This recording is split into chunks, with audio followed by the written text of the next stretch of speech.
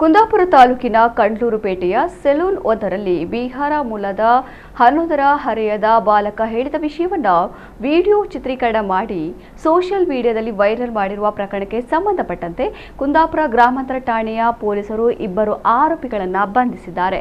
ಆರೋಪಿಗಳಾದ ಕಂಡ್ಲೂರು ಜನತಾ ಕಾಲೋನಿಯ 30 ವರ್ಷದ ಶಶಾಂಕ್ ಭಂಡಾರಿ ಮತ್ತು ಕಾವ್ರಾಡಿ ಗ್ರಾಮದ ಮರಾಸಿಯ 25 ವರ್ಷದ ಪ್ರಮೋದ ಡಿಸೋಜಾ ಬಂಧಿತ ಆರೋಪಿಗಳು.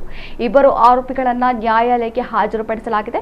ಗಲಾಟೆ ಮಾಡುವ ಉದ್ದೇಶದಿಂದ ಜಾಲತಾಣಗಳಲ್ಲಿ ವೈರಲ್ ಮಾಡಲಾಗಿದೆ ಎಂದು ಆರೋಪಿಸಲಾಗಿದೆ. ಈ ಪ್ರಕರಣಕ್ಕೆ ಸಂಬಂಧಿಸಿದಂತೆ ಬಾಲಕನ ತಂದೆ ನೀಡಿದ ದೂರಿನಂತೆ ಕುಂದಾಪುರ ಗ್ರಾಮಾಂತರ ಪೊಲೀಸ್ ಠಾಣೆಯಲ್ಲಿ ಪ್ರಕರಣ ದಾಖಲಾಗಿತ್ತು.